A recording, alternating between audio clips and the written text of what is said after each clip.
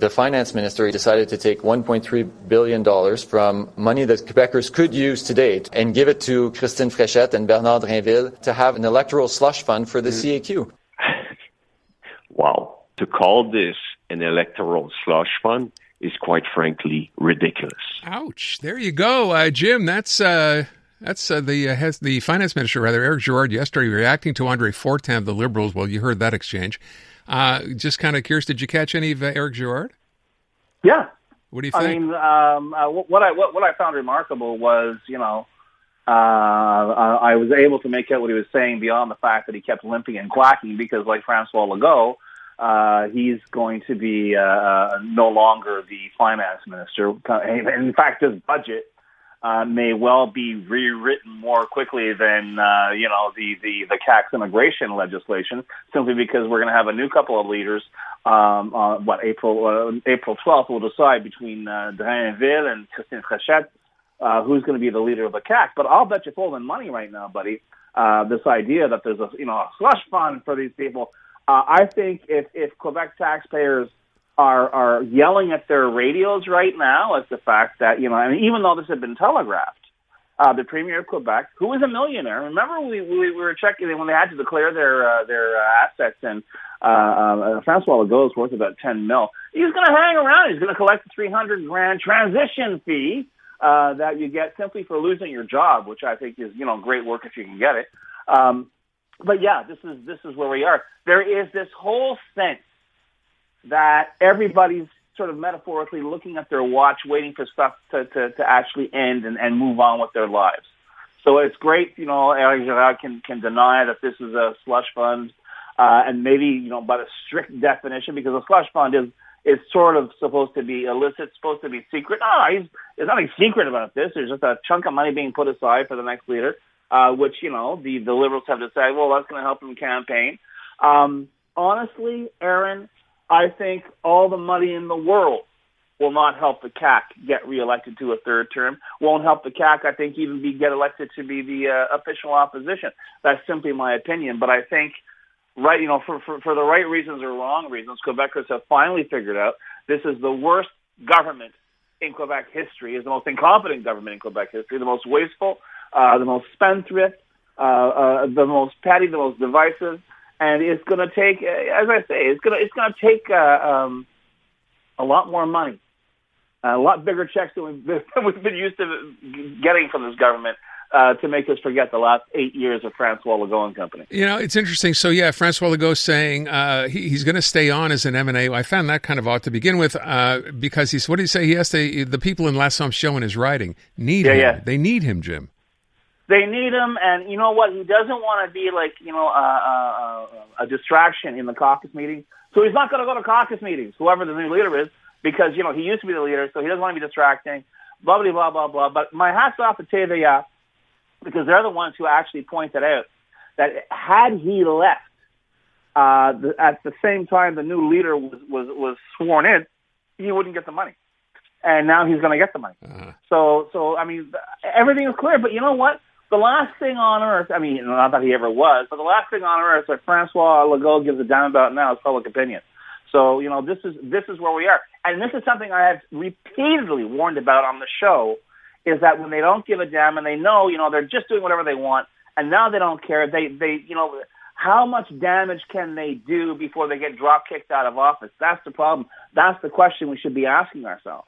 And I've got a really bad feeling that between now and October, we are going to see, if we think we've seen an ugly side to Quebec politics thus far, I think things are going to be downright Medusan by the time we get to Election Day. I think the level of debate, the level of divisiveness, the real pitting of one Quebecer against another is going to be the daily bread of Quebec politics between now and the first Monday in October. You mean just by virtue of what the CAQ plans to do while it's still in power? What the CAQ plans to do, what the PQ is going, it's going to be a race to the bottom, first of all, between the PQ and the CAQ, right? Well, and wait, my friend, for the fireworks to begin next week with the arguments on Bill 21 before the Supreme Court. I mean, I mentioned yesterday this little get-together on the weekend now with the Bloc Québécois and the Parti Québécois. Please don't think, Aaron, next week you and I will not be debating or discussing the fact that the head of the PQ and the DQ are going to say, this is it, we will be erased. This is, you have a choice. You want to be a Quebecer or do you want to be Louisiana? The same kind of hysterics that Francois Legault engaged in. That is what you're going to see. Maybe they won't be using the same script, but believe me, the stakes will be made that high. They will try and take everyone who's worrying about how they are going to make ends meet, paycheck to paycheck. People who are looking at the markets today crying tears of blood. People are wondering, will I still have a job in 6 months' time? They're going to say, no, this is a sales job. No, none of that is important.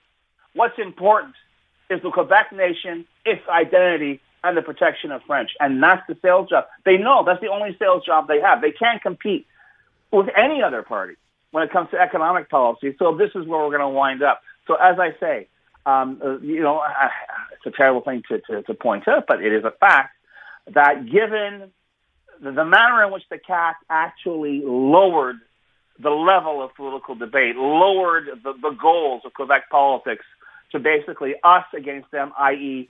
Francophones against everyone else being immigrants, Anglos, anyone who doesn't look or sound like you, and then try to turn around and say, no, this is what Quebecers want, which is in and of itself a bull-faced lie.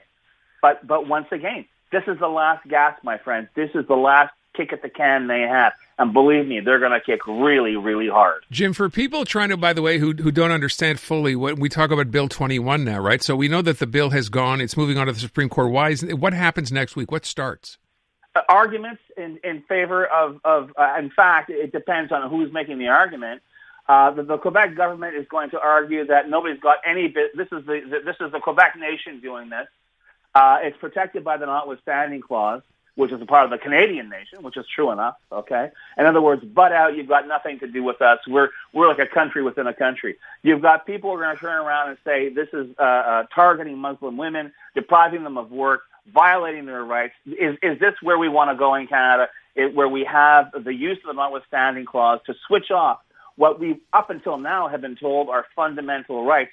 And as much as will have, I like to think, a rather lofty, controlled, eloquent argument on either side. Believe me, out in the real world, outside of the Supreme Court room, you are going to hear the worst. Like I say, it'll be a race to the bottom. It'll be, you are either for the Quebec nation, or as one political leader suggested, maybe you're a traitor to Quebec if you behave in a certain way. Trust me, like I say, this vernacular has already been used. We've been prepared for it. And I guarantee you we're going to see it happen again because, like Francois Legault, the heads of the Bloc Québécois, the heads of the Parti Québec, they got nothing to lose. So we're really going to see how this debate, he said, making big, fat, giant air quotes, is going to play out outside of the Supreme Court. But like I say, I got a really bad feeling. It won't be, a sober, respectful discussion. Okay, I want to. It hasn't been. Yeah, sorry, no, go ahead. Go ahead. No, it hasn't been thus far. And right. as I say, this is what really infuriates me about this government: how they normalize discrimination, how they normalize the most enormous lies, and telling Quebecers, if you don't believe me, and if you don't do as I say, and if you don't vote for what I want, or you don't support what I want, you're not a real Quebecer. And as Francois Legault once said, we'll be committing cultural suicide. Okay, I'm not writing that script. He is. Well, you know what? You've been sowing a lot of you're sowing the wind. You're going to reap the whirlwind, my friend, because people are going to look at that one way or another, and they're going to say you have been nothing but a mendacious con man from day one, or they'll turn around, wrap themselves up in the fleur-de-lis, and say, you know what? You're right. This is it. It's do or die. We've got to protect Quebec or perish.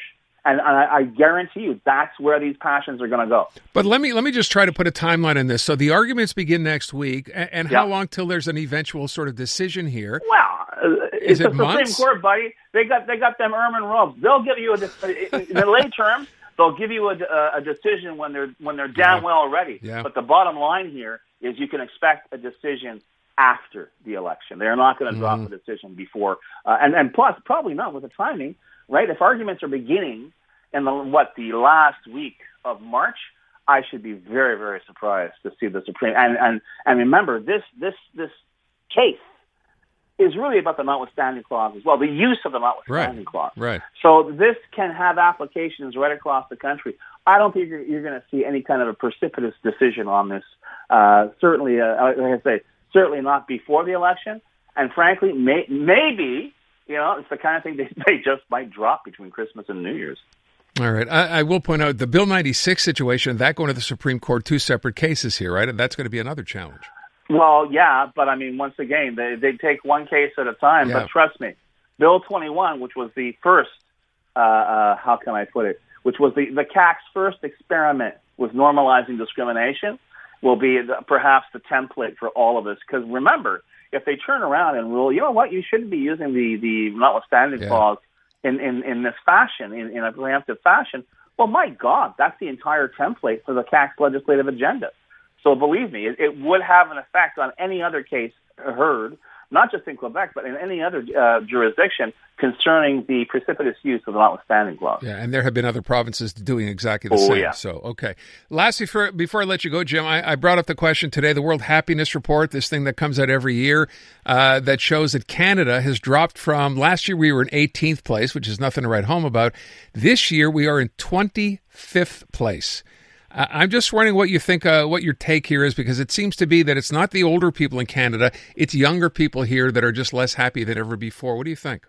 And I also believe to attribute a certain amount of that drop to the use of social media. Take a look at social media, my friend, which I have repeatedly described as an open sewer pipe on this show, and realize that if something is wrong, if someone feels wrong, if someone has got a grievance, it's going to be yelled, shrieked, loud, and clear throughout every single social media platform there is, which is why someone, God help us, like Little Punch the Monkey, has developed such a following, because people just want to be able to go, oh my God, you know what? I'm tired of doom scrolling. I'm tired of being told the world is going to come to an end because someone got their nose out of joint over what someone said. And this is it. Everything is drama now. Everything is so extreme. Stuff that used to roll off your back.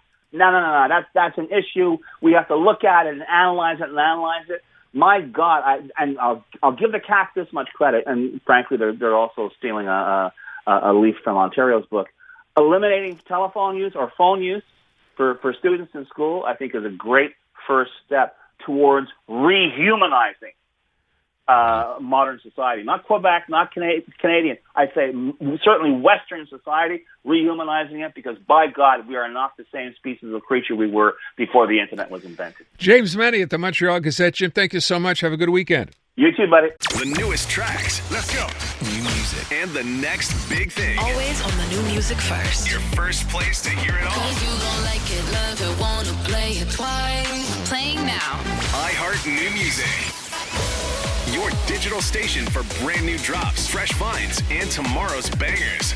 I think we need something new. Discover iHeart New Music. Always fresh, always first. Stream now on the free iHeartRadio app.